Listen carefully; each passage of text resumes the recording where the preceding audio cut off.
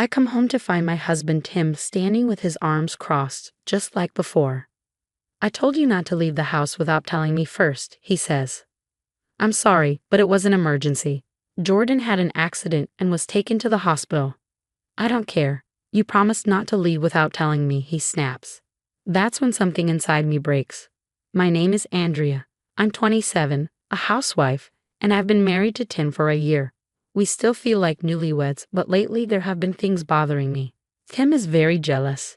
Even when we were dating, whenever I said I was going out with friends, he would ask, "Who's going? Are there any guys?" I used to think it was cute. Once we married, Tim wanted me to stay home and be a housewife, so I quit my job. Now, I hardly talk to any men. Tim seemed happy about that.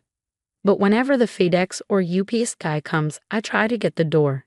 And Tim says, "I'll get it," and doesn't let me answer the door. He's done this ever since we got married, and I'm used to it now. Honestly, I'm okay with it since he does everything for me. Tim and I met at work.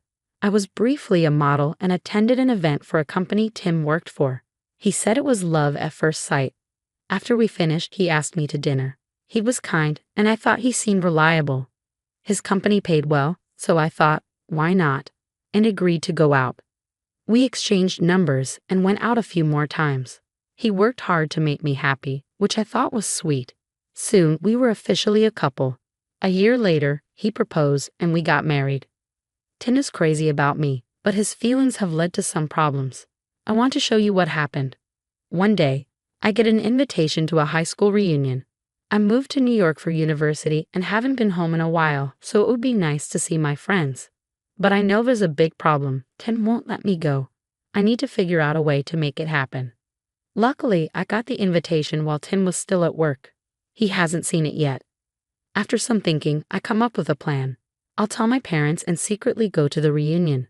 I call my mom for help before talking to Tim. I've decided to go to my parents' house this weekend. Why? Mom wants to talk to me about something. Does she want me to drag you? No, don't worry about it. It's your day off. You relax. I'll be fine. If I go, I'd stay at your parents' place too, but I won't do that. No, it's fine. She wants to talk to just me. Really? What's so important? Should I come if it's serious? No, I think it's something private. She hasn't even told my brother Jordan yet. Not even Jordan. If she hasn't told him, it must be something personal. All right. I'll miss you. Make sure to call me when you're there. Got it. Perfect. I'll be able to go to the reunion without Tim knowing. That day, I head back to my hometown and go straight to my parents' house. Just as I expected, Tim must have called Mom, and she told him, "Sorry for calling Andrea over so suddenly." Tim's relieved, and when I call him after arriving, he says, "Enjoy your time with your parents." I thank my mom and head to the reunion in the clothes I sent over. The reunion is a blast. Some people have changed a lot since high school, while others look the same. Of course, life around them has changed. Some have kids, others have gotten divorced. Since I've been with Tim, I haven't seen my old friends, so they all surround me, asking questions. They're surprised to hear how Tim and I met, but the biggest shock is that I used to be a model. I laugh and say, "Yeah, I never told you, did I?" Some of the guys compliment me saying, "You look so beautiful." I can't believe it. We all have a great time. I wanted to go to the after party, but I don't want to be too late calling Tim, so I decide to head home. Once I'm back at my parents' house, I call Tim and say, "I'm staying here tonight and will drive back in the morning." "Okay, take care on the way back. Miss you," he says. I think I'll make it home without him finding out about the reunion. The next day, I drive for 3 hours and return home. I open the door and find Tim standing there, arms crossed and looking furious. "Hi, I'm back. What's wrong?" "You're cheating on me, aren't you?" "What? No, I'm not." "Don't lie. You said your mom needed you, but you went to a class reunion instead." "How does he know?" "I have no idea, but it's clear there's no way out." I finally tell the truth. I went to the reunion. Just as I thought. "You met guys behind my back. That's cheating." "No, it's not. I just went to the reunion to see my friends. I haven't seen them in a long time. But I thought you wouldn't let me. I didn't want to go somewhere with drinks and guys." I'm glad I didn't tell him earlier. If I had, I might never have seen my friends again. Apologize properly. "Sorry, what?" You betrayed me. You need to apologize and explain what you did wrong. Wait, you want me to do that? I didn't expect him to go this far, but I did lie to him. I agreed to apologize to Tim, going over everything I know he wants to hear. I forgive you, but there's no next time, okay? Tim's still upset, but I can't help myself. I ask him, how did you find out I went to the reunion? He looks at me, then answers, I did some research with ghosts. Ghosts? I ask, confused.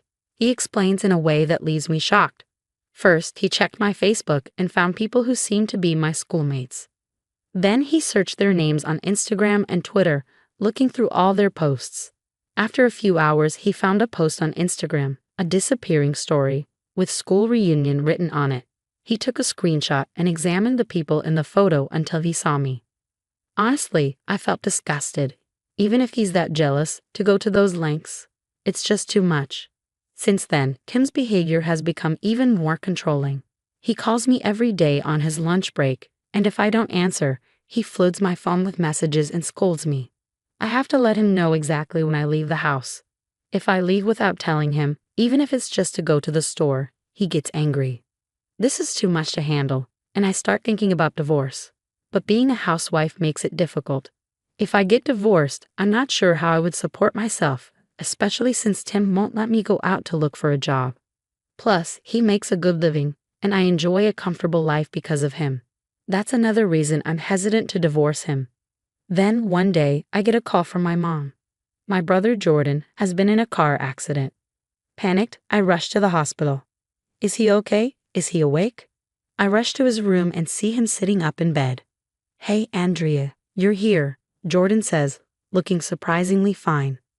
What happened? I heard you were in an accident. Yeah, I was, but I'm okay, he laughs. Are you sure? You scared me half to death, I say, relieved. Jordan explains that another car had swerved into his lane, forcing him to slam into a guardrail. He hurt his hip but luckily had insurance for the car damage. Was it really that bad? I ask. Yeah, but I'll be fine. I'm stuck here for a month though, Jordan says cheerfully, trying to make light of it, even though he's lucky to be alive. I'm just so happy you're okay. I tell him, feeling a huge weight lift off my shoulders. I head back home later, still thinking about what happened.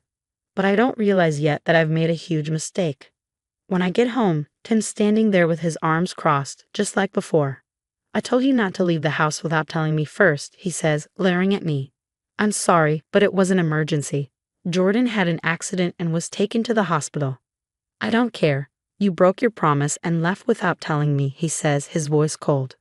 That's when something inside me breaks. What do you mean you don't care? I can't take this anymore. Your brother almost died today. What are you talking about?